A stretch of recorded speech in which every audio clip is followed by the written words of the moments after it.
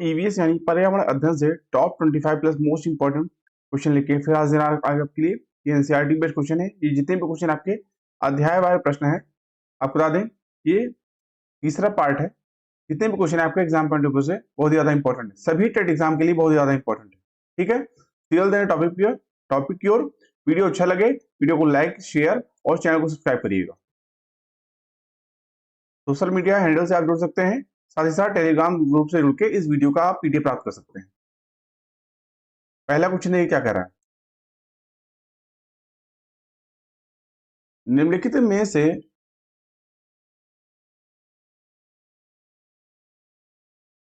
में से कौन सी खाद्य श्रृंखला घासीय मैदान की नहीं है? इस क्वेश्चन के लिए आपका सी ऑप्शन राइट होगा, प्लावक मछली वेल। दोस्तों प्लावक मछली वेल खाद्य श्रृंखला जलीय क्षेत्र की है। आपको बता दें प्लावक एक सूक्ष्म घास होती है जो मछलियों का आहार होती है। ठीक है, इस हिसाब से सी ऑप्शन आपका राइट होगा। अगला क्वेश्चन, अत्यधिक चारण का परिणाम है। बी ऑप्शन आपका होगा मृदा अपरदन। तो अत्यधिक चारण से भूमि को ढकने वाली घास तथा वनस्पति नष्ट हो जाती है, जिसके कारण खुली होती है और वे जल अथवा वायु के वेग से एक स्थान से दूसरे स्थान तक आसानी से बह जाते हैं, जिसके कारण भूमि की उर्वरता नष्ट हो जाती है। ठीक है, तो बी ऑप्शन आपका होगा मृदा अपरदन। अगला क्वेश्चन, ह्यूमस निर्माण में कौन सहायक है? बी ऑप्शन आपका होगा अपघटक। अपघटक जो है वह ह्यूमस निर्माण में सहायक है। अगला क्वेश्चन, वनों के कटान के प्रमुख कारण परिणाम है। वन प्राणियों के प्राकृतिक आवास का विनाश, जल चक्रण पर प्रभाव, मृदा अपरदन। उपरोक्त में से कौन सा कथन सही है? इस क्वेश्चन के लिए आपका डी ऑप्शन राइट होगा, पहला दूसरा और तीसरा, यानी तीनों सही है। वन प्राणियों के प्राकृतिक आवास का विनाश होता है, जल चक्रण पर प्रभाव पड़ता है और मृदा अपरदन। ठीक है, वनों के कटान से। अगला क्वेश्चन, नदी मुहानों के लक्षण है।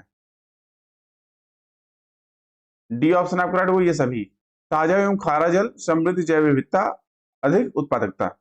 अगला क्वेश्चन, खाद्य श्रृंखला द्वारा घातक रसायनों की निरंतर बढ़ती मात्रा कहलाती है। बी ऑप्शन आपका होगा जैव सांद्रण। तो खाद्य श्रृंखला द्वारा घातक रसायनों की निरंतर बढ़ती मात्रा जैव सांद्रण कहलाती है। जैव सांद्रण में पर्यावरण से किसी प्रदूषक का खाद्य श्रृंखला के प्रथम जीव में सांद्रण बढ़ जाता है। ठीक है, बी ऑप्शन आपका राइट होगा। अगला क्वेश्चन, जल चक्र को नियंत्रित करता है। बी ऑप्शन आपका राइट होगा वन। अगला क्वेश्चन, पेड़ों की कटाई घटाती है। क्या घटाती है? ए ऑप्शन आपका राइट होगा वर्षा। तो पेड़ों की कटाई का सीधा प्रभाव हमारे पारितंत्र पर पड़ता है।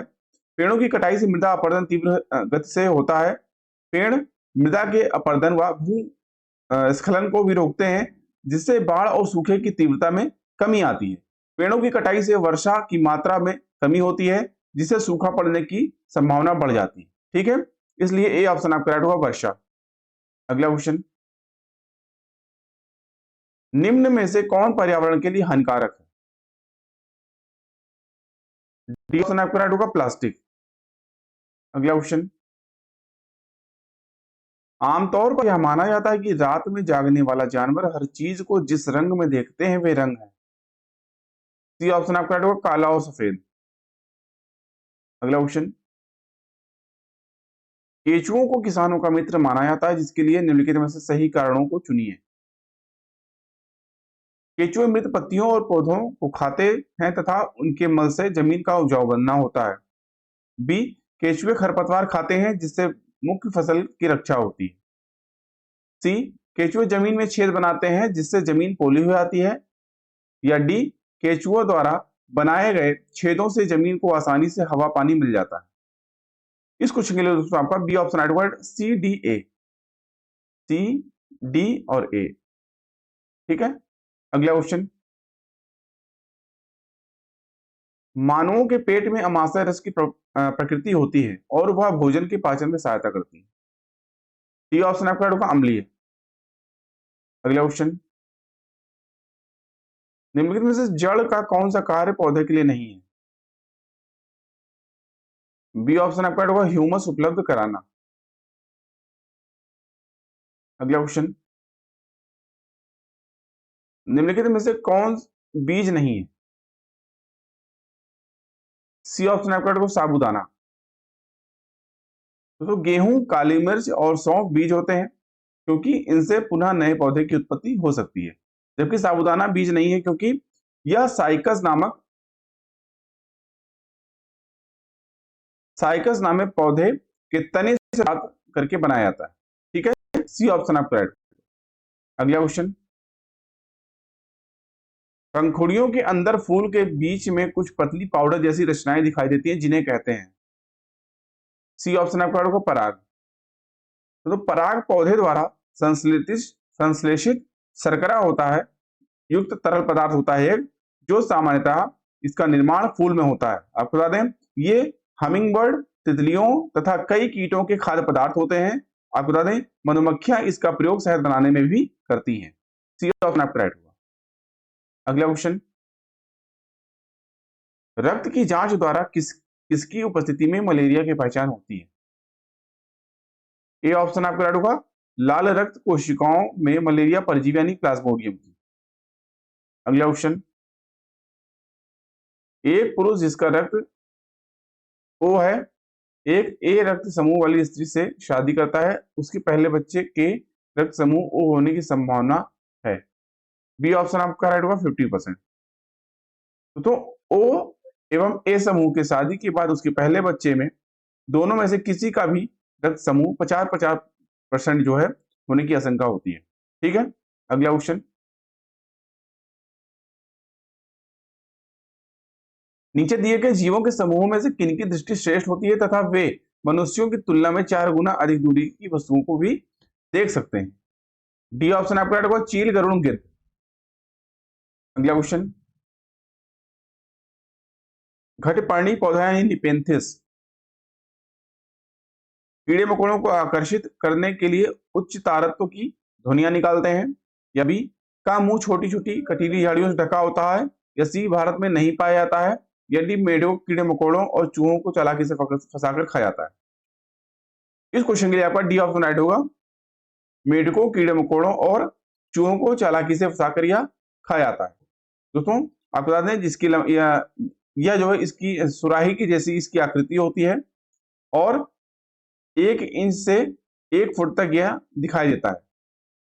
ठीक है, आपको बता दें ये पौधे मेढकों, कीड़े मकोड़ों, चूहों को चालाकी से फंसाकर जो है खा भी जाते हैं और ये आपको बता दें जिससे उन पौधों में जो नाइट्रोजन की आपूर्ति हो जाती है। ठीक है, जो निपेंथिस पौधा है उसको नाइट्रोजन की जो आपूर्ति होती है उससे होती है। ठीक है, तो डी ऑप्शन आपका राइट होगा मेढकों, कीड़े मकोड़ों और कई प्रकार के जीवों को निपेंथिस यह पूर्वोत्तर राज्य में पाया जाता है। ठीक है, अगला क्वेश्चन,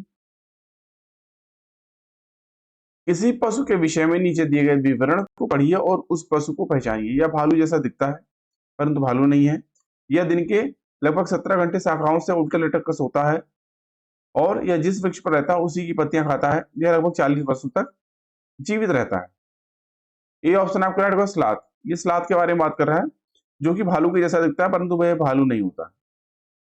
ठीक है, अगला क्वेश्चन, निम्नलिखित में से किसकी सुनने की शक्ति इतनी तीक्ष्ण होती है कि वह वायु से पत्ते के हिलने की ध्वनि और घास पर किसी जानवर की चलने की ध्वनि में अंतर कर सकता है? इस क्वेश्चन के लिए आपका बी ऑप्शन राइट होगा गिद्ध। ठीक है, अगला क्वेश्चन, निम्नलिखित में से वह कौन सा जानवर जंतु है जिसके अग्र दांत हमेशा बढ़ते रहते हैं? वे दांतों को बहुत अधिक लंबा न होने देने के लिए वस्तुओं को काटते अथवा कुतरते रहते हैं? इस क्वेश्चन के लिए आपका डी ऑप्शन आपका राइट होगा चूहा। ठीक है, अगला क्वेश्चन, इसमें दोस्तों चूहा और गिलहरी जो है दोनों हो सकते हैं। आप लोग कमेंट करके बताइए कि कौन सा इसमें राइट आंसर होगा। ठीक है, मेरे हिसाब से जो एनसीईआरटी द्वारा बताया गया है वो गिलहरी होगा आप लोग कमेंट करके बताइए कि कौन सा इसमें राइट आंसर होगा। अगला क्वेश्चन, नीचे दिए गए सभी जानवरों में निम्नलिखित में से कौन सी विशेषता पाई जाती है? छिपकली, गौरैया, कछुआ और सांप। ये ऑप्शन आपको राइट होगा, वे सभी अंडे देते हैं। अगला क्वेश्चन, इस पौधे में पत्तियां हैं जिन्हें सब्जी की तरह प्रयोग में लाया जाता है। इसके बीजों से तेल प्राप्त किया जाता है। ये पौधे हैं। डी ऑप्शन राइट होगा, सरसों के पौधे। अगला क्वेश्चन, निम्नलिखित पक्षियों में से कौन काफी हद तक अपनी गर्दन को पीछे तक घुमा सकता है? ए ऑप्शन आपका राइट होगा, उल्लू। तो इसमें इस क्वेश्चन को बच्चे कंफ्यूज होते हैं कि इसमें दो क्वेश्चन लगभग इसी तरह बनते हैं। एक तो आता है कि कौन सा पक्षी अपनी गर्दन को पीछे तक घुमा सकता है, और एक आता है कि कौन सा पक्षी अपनी गर्दन को झटके से घुमाता है। तो अगर झटके से घुमाता है, झटके से घुमाने को बोलता है, तो वहां पे मैना हो जाएगा। लेकिन अगर ये आता है कि कौन अपनी गर्दन को पीछे तक घुमा सकता है, तो वहां पे उल्लू होगा। ठीक है, इसको ध्यान रखिएगा। ये ऑप्शन आपको राइट होगा। अगला क्वेश्चन, दोस्तों हमेशा की तरह टेस्ट का क्वेश्चन आज का आपके लिए, हाथियों के विषय में नीचे दिया गया कौन सा कथन सही है? 3 महीने के हाथी के बच्चे का भार सामान्यतः लगभग 2 क्विंटल होता है। वयस्क हाथी एक दिन में लगभग 2 क्विंटल से भी अधिक पत्तियां और झाड़ियां खा सकते हैं।